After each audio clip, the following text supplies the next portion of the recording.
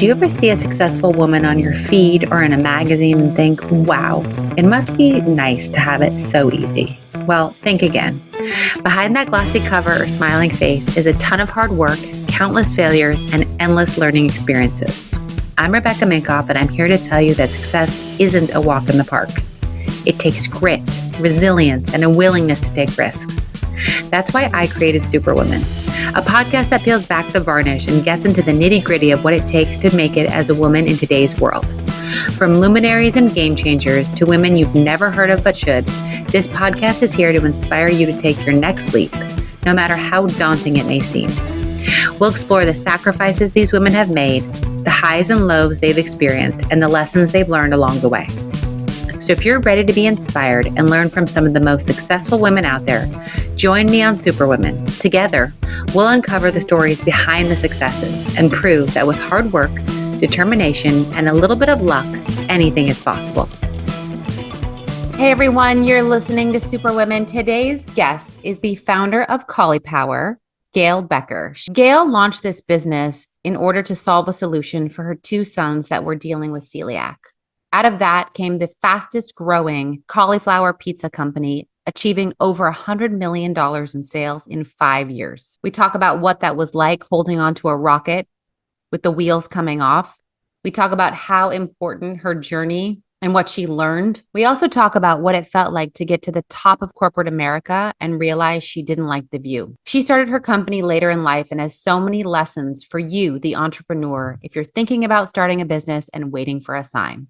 Take a listen. Gail Becker, welcome to the podcast. Thank you for joining me today. Thanks so much for having me. So when I met you, I have to admit, I fangirled you a bit. I was like, you're back at you. Caulipower. Back at you. Yes. We're big consumers over here, being that I'm gluten-free and I try and keep my kids gluten-free. And so the fact that you made something that was delicious and healthy and, was very exciting for me to meet you. So I'd love to go back to before you started Caulipower. What were you doing and what was life like? And then what struck you as, I got to do something for my kids? I worked in corporate America, and I like to say I worked my way up to the top of the corporate ladder. And when I got there, I realized I didn't like the view very much. But I certainly didn't know what to do about it. My father passed away. And I think when someone close to you dies, you realize the fragility of life. And he came to this country with nothing. I'm a first generation American. And I think, when he passed, I wanted to honor him in some way. I wanted to follow in his entrepreneurial footsteps. But to be honest, I still didn't know what that looked like. And then finally, I'm the mom of two boys with celiac disease, and they were diagnosed at such a young age that there was no gluten-free food in the store. And so it really gave me a great perch from which to watch the industry evolve. And what I began to notice was how much junk the industry was putting in gluten-free food. And I think, like probably a lot of entrepreneurs you have on your show, Rebecca, I sort of thought, oh, well, someone's going to do something about that. And no one ever did. And so I put all of those three things together. I discovered cauliflower crust pizzas on the internet. There were 569,000 recipes. I tried one. It was okay. My son asked me a few weeks later if I was ever going to make it again. I said, there's no freaking way I'm ever making that again. It took 90 minutes after a full day of work, but I'll find it for you. And I looked everywhere. I couldn't find it. So I put all of those things together and I said, I know I'm going to leave my job and start a company called Caulipower. And that's what I did in May of 2016. So going back a little bit to your experience at corporate, I think so many people have this, when I just get to the top of my game, that's when I'm going to be happy or feel satisfied or feel like I achieved something. And you just mentioned that you got there and you didn't like the view. What was that feeling like when you were like, oh, shit, Yeah. And take me through that. It's such a good question because when you work so hard to achieve something, it's really hard to give it up. And you convince yourself that you're supposed to like it. This is everything I ever worked for. I'm supposed to love it. I'm at the top of my game. And yet it just didn't feel like me. I felt like I was living someone else's life. And it was really hard to leave, mainly because I felt like so many other women were watching. And Mm, I felt like if I left, I would somehow be letting them down wow. and showing that, well, you really, even though we've all told you you can have it all, I was going through a divorce at the time, even though we told you you can have it all, we were kidding, you really can't have it all. And Right. that was a weighty responsibility. And I realized I needed to try.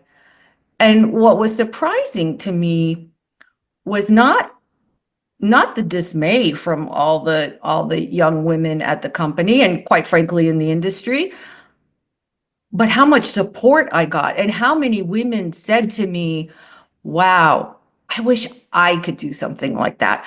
I Yeah. have an idea. I'd like to, I'd like to, give it my all and try it. And it was really just one of those, educational moments about yourself and about life that I'll never forget. It's interesting you say that because I feel like you're sitting there going, wow, these women, I'm going to set such a bad in your mind. I'm going to set such a Yeah. bad example, leaving, giving up all the things. But really, you were like, wow, I'm starting a business. I'm starting a new company. And that's probably the best example a woman could see. Isn't it so interesting? And I was blind to that. Yeah. Never occurred to me Until you saw the support of these women. until I saw the support. And it was like emails and calls and texts and letters from people all over. I mean, I remember I got one from Australia and people, because I wrote a blog when I left and I called the blog Better to Say Oops Than What If. Mm. And I heard from these women all over just about their excitement and that they were going to be cheering me on. And it's amazing because through LinkedIn and Instagram, they're still cheering me on and I feel it. And it's really what keeps me going on those days when, like I do, they can get dark sometimes and Yeah, you certainly think lonely. for sure. I think I want to dig more into that as we get into your business part. What's incredible to me is you achieved over 100 million in revenue in about 5 years. So, what do you attribute from your experience and learnings in corporate America and or your genuine talent slash the market needing it to that growth? Because that growth is unprecedented. I think it was a couple things. One, I think, our timing was really good. Look, people were so frustrated by what big food was giving them, they resorted to spending 90 minutes to making a pizza crust. So, yeah, me too. Squeezing the And cauliflower juice out. Like, exactly, tell me. exactly. And plus the cleanup. Yeah, I actually only made it once and said, well, I'm never doing that again.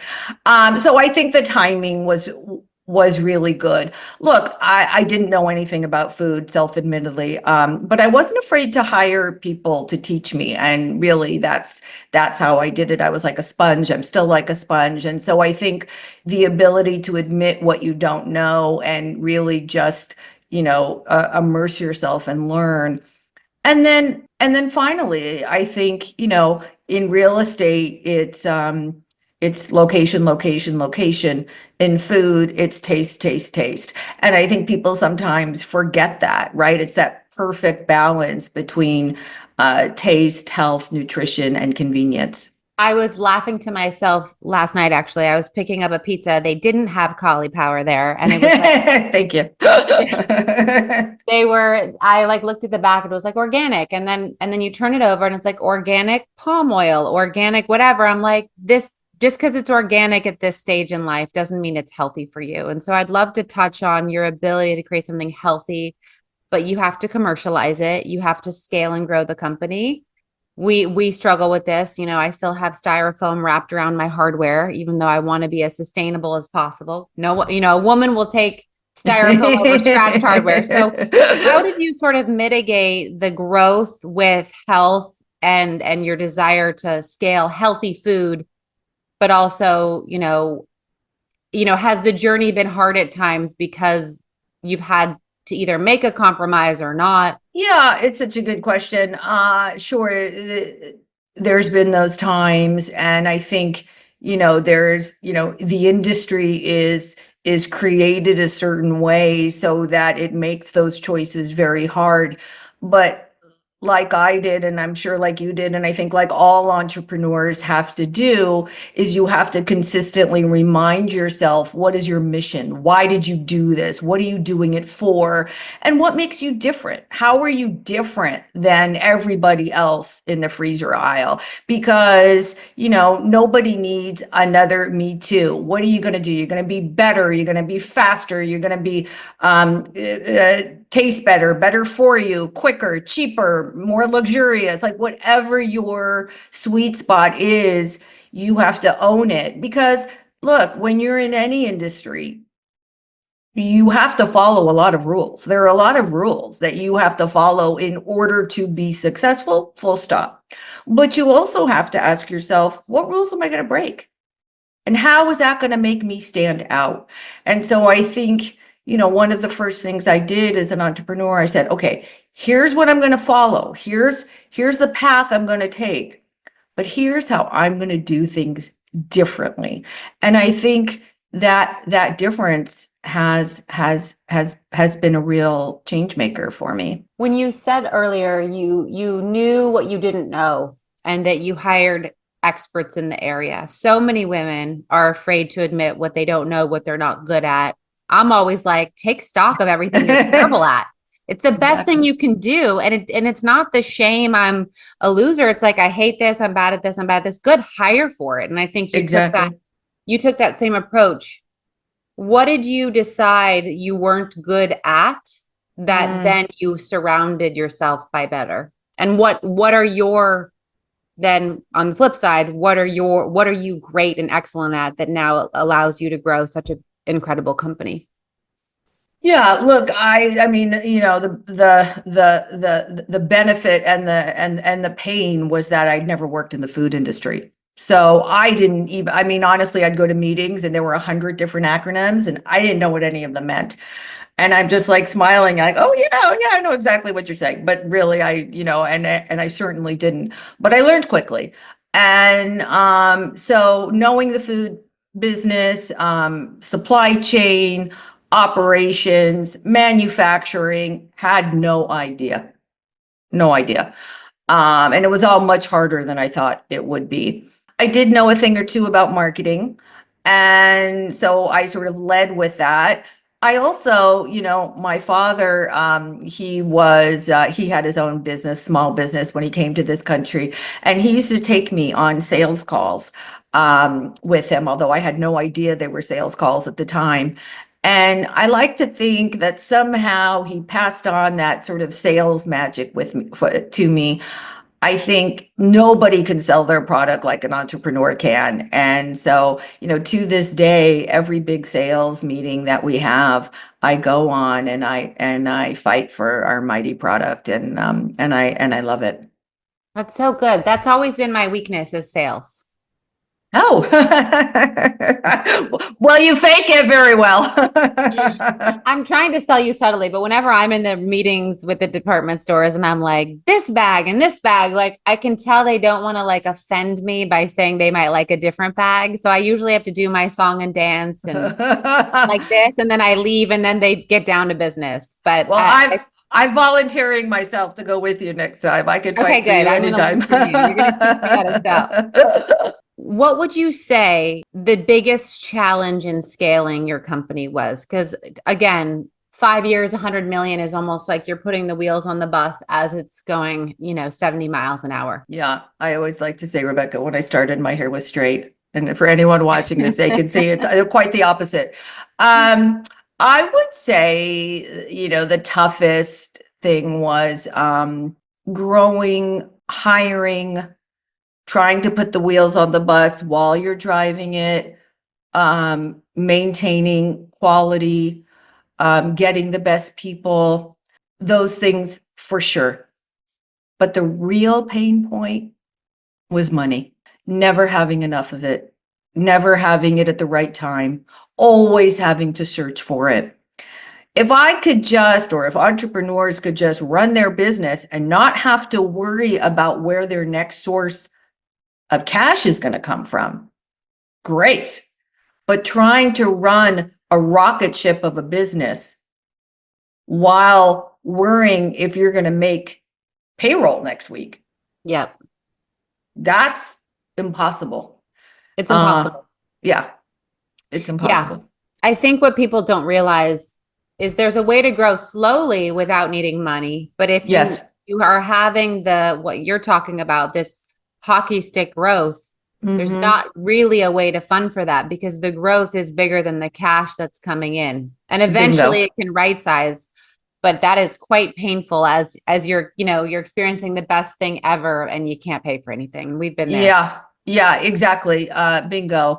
And I think that's probably particularly true for women, quite frankly. I mean, no surprise to you or your listeners, how 3% of all venture capital dollars go to women. 3%. And that number has actually shrunk over the last couple of years. So that 1.8 today. is it 1.8 today. Yeah, it got less.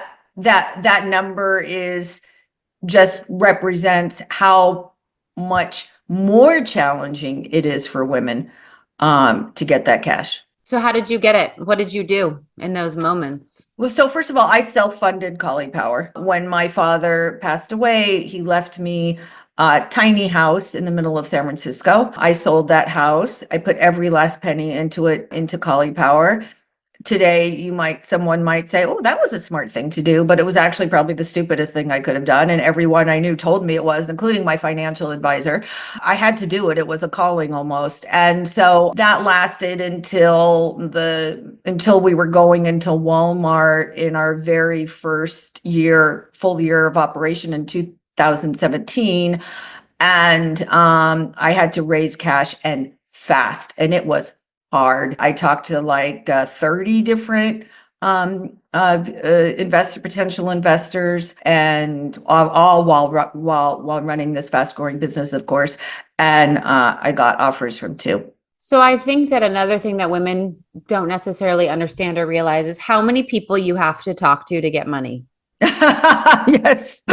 Yes.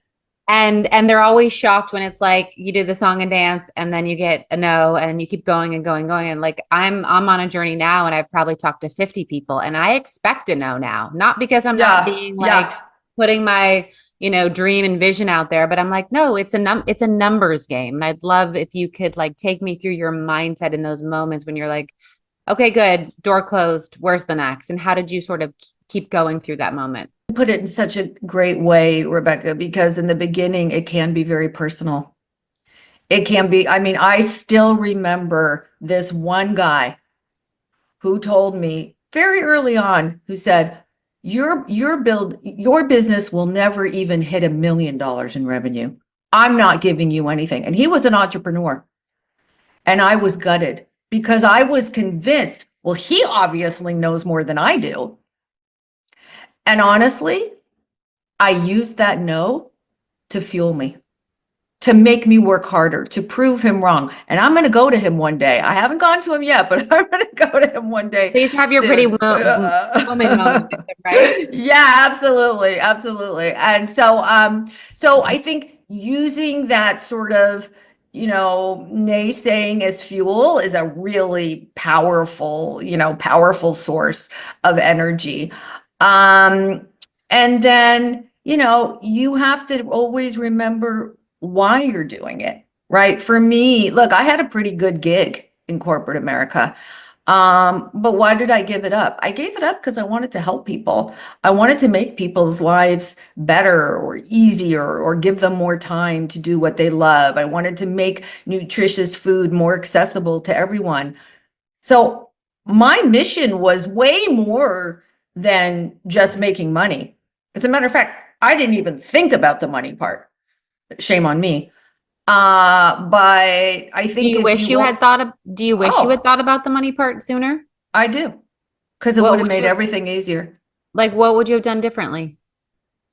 I would have Well, here's some advice to any would-be entrepreneurs out there. Don't raise money when you need it. Raise money before you need it. Yeah. Raise a little bit more than you think you're going to need. How long is this podcast? I could go on and on. Same. We could do a whole podcast about raising We could money. do, or maybe just drinks. We could just do drinks. So what does the business look like today in terms of your role and its future? So the business is in a great place today, which is great. We just turned a profit, which is phenomenal for us, for anyone, any company. I just want to underline what you said, because again, so many people are like, I'm going to make a profit in year one, or, year two. Oh, sorry. We were 14 years old when we were going to make a profit, right? Yeah. So you're 5 years in, over Yeah. 100 million, you're going to make a profit for the first time. Like that. Yeah, about 7 years. Yeah. And, and it's not a lot of money, but it might as well be because of what it signifies. And so that's a nice place to be, because what it ultimately means is that, you're not going to be put in that situation again about needing money and the impact that need has on the business. So it is a moment in time. We have amazing products. We just launched our dill pickle SKU, which if anyone's ever, this is the first frozen dill pickle pizza ever created in frozen. So we're very excited about that. We're working on some tremendous innovations moving forward. So the business is really firing on all cylinders. I like to spend my time particularly on obviously the brand and everything that represents, and our consumers, obviously sales and marketing, and really just meeting consumers wherever they are and listening to their needs, and making sure that as a company we are taking those insights and using them in all we do. Would you say that now your view from the top of where you are now is you're enjoying the view? I am enjoying it. Yes, I am enjoying it. There's nothing like those early years, right? And so, those will always be the highlight to me. Kind of the time when you don't really know if you're even going to make it or not. And I think that's really the point. I think so many times people, women, everyone, we sort of define success by money.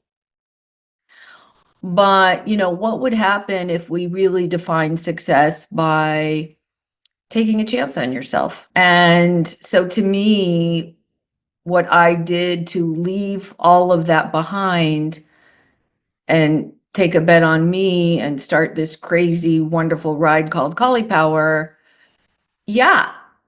that's really what I'm most proud of.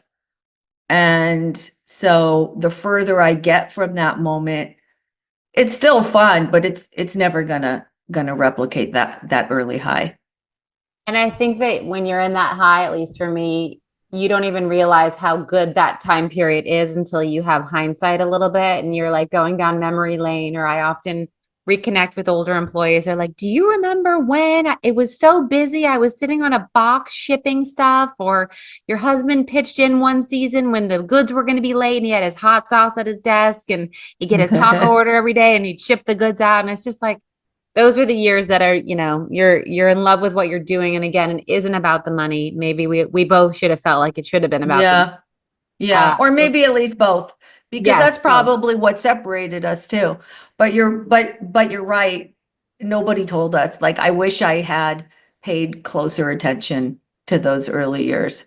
Yeah. But no one can take it away from us. Nope. Become fearless and focused in pursuit of your dreams. In my book, Fearless, The New Rules for Unlocking Creativity, Courage, and Success, now available in paperback, I share personal stories and practical advice I've learned along the way in pursuit of my own in fashion world, and in my personal life. I talk about how persistence and courage have been the keys to my success. I share my journey of building a company and the challenges I've faced along the way. By refusing to give up and constantly stepping out of my comfort zone, I was able to break through the unspoken rules that have held women back for far too long. My hope through writing this book is to encourage you to face your own fears and take risks when going for your own goals. Fearlessness is a choice, and we all have the power to make it. The book is now available in paperback, including updated content and a new bonus chapter. So one last thing I want to highlight is started this business later in life when, and a lot of people would be like, oh, forget it. I'm just going to stay. It's comfortable where I am. It provides me a lifestyle. Let me not explode that. So talk to me about the knowledge and the earned experience you have in starting this and how that's sort of been a competitive advantage. I definitely think two things really helped me. Age, in the sense that, boy, have I been through a lot before I got here. And that's really helped me. Two, that age also gave me the comfort to say, I don't know how to do that. Let me learn. I had nothing to prove. And that was a gift. And, older entrepreneurs, I mean, this is fact. If you look at the numbers, older entrepreneurs succeed at a higher rate than the entrepreneurial pool in general because of that experience, because of what they know, because of their comfort in, admitting what they don't. And so I absolutely, do I wish I had started Caulipower earlier? Of course I do. Do I think it would have been as successful if I had? Probably not. Yeah, probably not. Let me ask you this. As a mother, do you think it was easier to launch it later because your kids were not in that needy phase? I mean, I know that at every phase they're needy, but do you think it was because you had older kids and you weren't like in the thick of? Yeah, really special part was they were at an age where I could bring them along for the ride. My son, I think, was 10 at the time, and I brought him to Expo West, which is the big natural food show, and that first year, and he was my booth worker, and he wore a little shirt called "My Mom Made Cauliflower for Me." And I just put him out there, and he was, talking up a storm, and everybody was coming by to try the pizza and see my son. And my boys have watched me firsthand build this business. And I'd like to think it would influence them, hopefully in a good way, to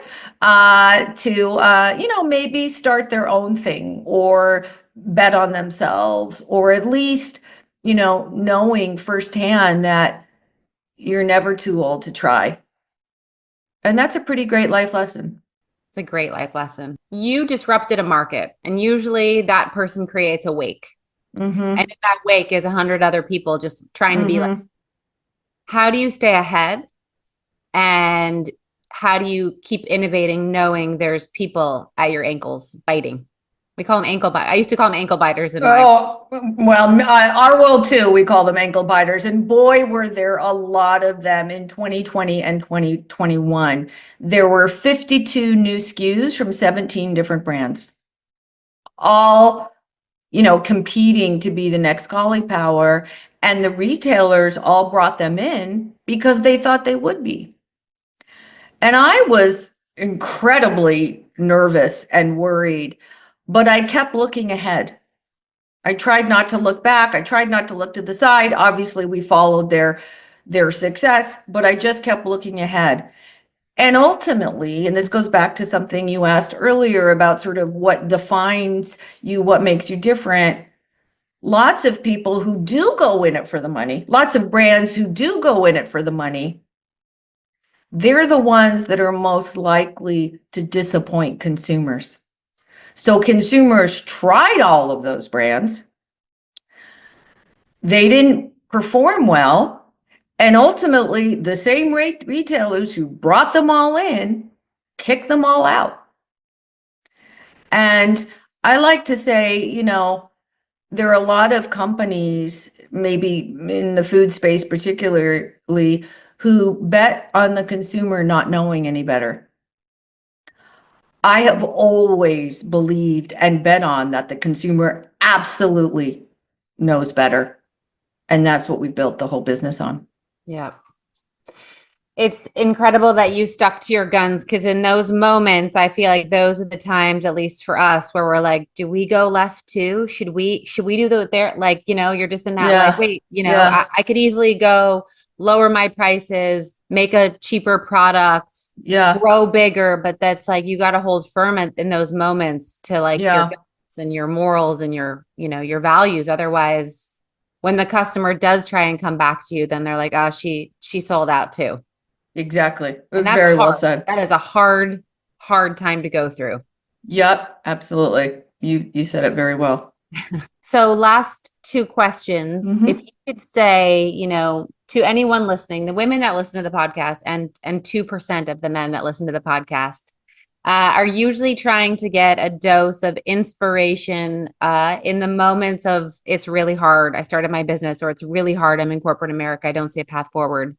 So if you could give any advice relating to any words of wisdom that you've either learned the hard way or someone gave to you. I would say to the people who are in a point of life where they're or in a job or in a career that they're not particularly fond of and they're sort of waiting for a sign to take that next step.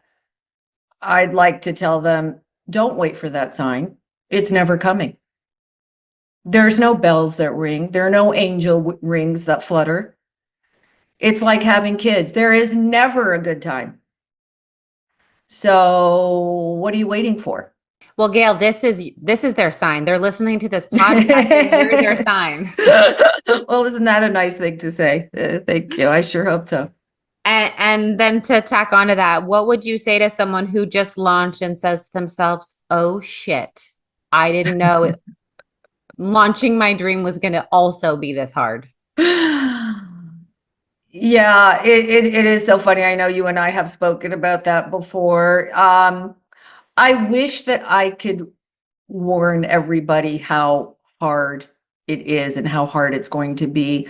Nobody really warned me. I certainly would have still done it, but my eyes would have been more open.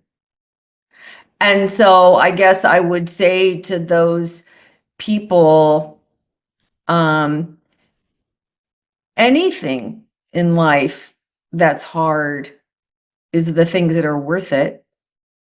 Having kids is hard. Finding the right person is hard. Starting your own business is hard, but it's also the most rewarding, wonderful, hair-raising, gut-wrenching, tear-jerking, miraculous journey you'll ever go on. And so I certainly hope that they stick with it. I love that. So where can everyone find Caulipower and or support you, follow you, all the places? Oh, love it. Okay, that's a nice invitation. So Caulipower is sold in about 25,000 stores nationwide. We're in everything from Whole Foods to Kroger to Walmart. And we're also in 5,000 restaurants. And you should follow us on social at Caulipower. Anyone can certainly reach out to me. And our new dill pickle pizza, I have to put in a plug, is at Whole Foods right now and expanding nationwide. So wait, I just have to ask you, what gave you the idea for a dill pickle pizza? It's pretty crazy, right? Well, I noticed that dill pickles were trending as a topping at pizza restaurants. Really? So yeah, it was really trending. And so, but it had never been done in frozen before. And it was tough. Rebecca, took about 2 years to bring this product to market, which is why I'm so excited about it. Just to get it right, to figure out a way to get that dill pickle flavoring inside a pizza. But we did it, and it's pretty remarkable. I'll send some over your way. Oh my God. I haven't been on the TikTok to see that. I'm excited to try it. Okay, we'll send some to you. Thank you so much. I just wanted to thank you guys for listening to today's episode. I also want to ask you to rate and review the show wherever you listen to podcasts. I know it's a pain in the butt, but it actually helps with search and algorithms. So if you love this podcast, it is an easy way to get it more visible and out there. I also want you to follow me on Instagram at Rebecca Minkoff, at RM Superwomen, and be sure to check out my book, Fearless, The New Rules for Unlocking Creativity, Courage, and Success. Thank you again, and you will hear from me next week.